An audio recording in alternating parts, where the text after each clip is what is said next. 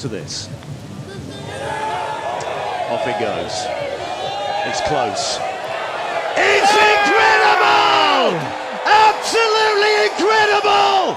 58! There was a point in time where I did think about the 54, but I kind of threw that to the wayside. Like, okay, just get under 60 first. And we just had a great time out there. I made the putt on 18. And he goes, "What'd you shoot?"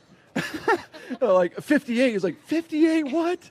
They didn't even really know. It was quite funny exchange afterwards, but probably the greatest moment in my golf career. Bearded Bros Golf Show. We're back again for another week. I am Rod. And I'm Marcus.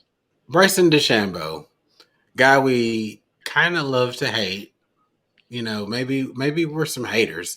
Maybe I need to go to therapy and admit that I'm a hater. But so he won today on the Live Tour, his first Live win at the old Greenbrier site, which the PGA no longer plays.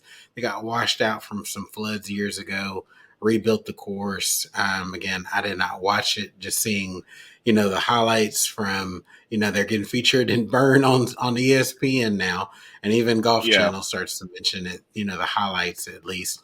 But he shot a 58 today. So par 70, great round. No hate there at all. We're never going to shoot a 58. Incredibly hard feat to do. It's only been done once on the PGA Tour, Jim Furyk, a handful of years ago, and a handful of times outside of that as well. But the part that's controversial, at least to me, is that, and then he kind of parses it a little bit. He says, this is probably the greatest accomplishment of my career. Probably the greatest moment in my golf career. And he was talking about the 58, which a single round 58, awesome, right? It's something that you'll never forget. The shots will be memorable. But the greatest, you've won the U.S. Open. Is it really the greatest accomplishment of your career? I think that's really pushing it. I hope, I watched a couple of different places where he talked about it, and he was not referring to the win at all. That was awesome as well, I'm sure. But he was really referring to that 58, talked about going low, and what he did to practice for that as a kid by playing forward tees, making it more accessible, and it just kind of got him in the mindset. What do you think about this man? I know, again, we are not fans of Bryson DeChambeau, but what do you think about him calling this the greatest accomplishment? And yeah, tell me what you think. I mean, I just think it's DeChambeau being DeChambeau. He just always had kind of like a skewed message. He just never really could, you never really can understand really. Well, honestly, I don't want to understand where he's coming from. I don't ever want to be in a place like that. So 58 is like, 58 what? They didn't even really know. It was quite funny exchange afterwards, but yeah, he can keep his perspective. But I mean, I'm not saying it should be, if I came out, so when I first shot in the 60s, when I shot under the par, it was definitely a highlight at the moment. But there's definitely greater things to strive for and things to do that it's like, oh man, that accolade marks a little bit better. That accolade marks a little bit better.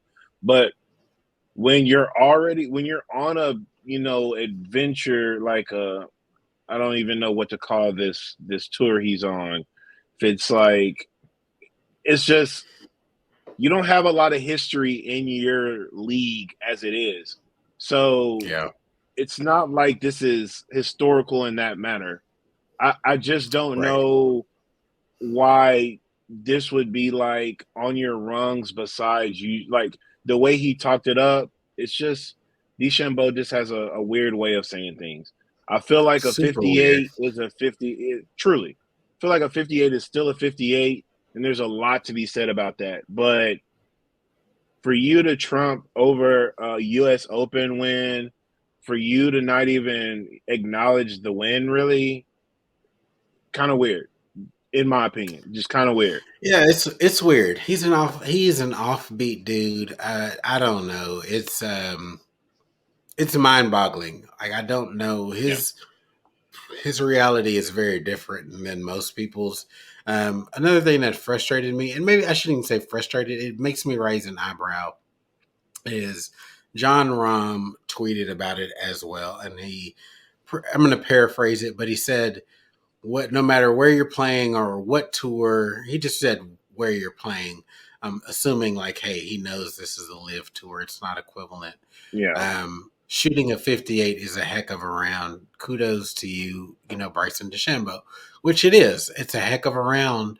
Right. But it's just like John Rahm, man. I'm still maintaining that he was the reason that any semblance of a Saudi public investment fund and PGA Tour deal even came to pass. I feel like he was ready to jump ship, and he said some things questionably over the years with this live and his relationship with Phil through Callaway, through Arizona State. He's like, that's my boy. That's going to continue to be my boy. And I get it, right? None of them are saying this is a personal thing, but it's like, hey, you've made your choice. But John Rahm's comments surrounding Liv just continue to be questionable, man. I don't know. It's He's he's always Spaniard, bro. parsing. He's Spaniard. He's trying to make a scene. That's what they do.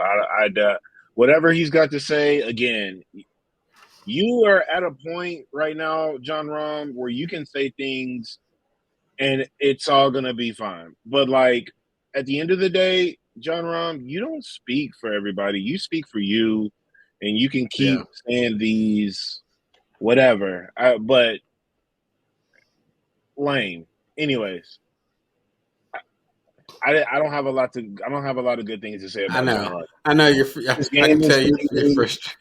Yeah, maybe if you start competing again, getting back playing golf again, maybe you'd have something to Right. say that was actually constructive. But just keep doing whatever you're doing in the dark and stay out there, whatever. I mean, I don't know. Yeah, I I don't feel know what like to it's say been at about least we hadn't seen John Rahm since the Open, right? So it. I haven't seen it. Yeah, a month, early, easily, and even then yeah, he was still bitching. Like, oh, yeah. anyways, Flair, yeah, flair, I'm struggling for a words flair, positively. a flair for the dramatics. It's something about those Spanish folks, whether going all the way back to Sevi, they love some dramatic presentations and kind of staying in the mix. We talked about Carlotta Saganda last week and kind of really making an ass of herself. So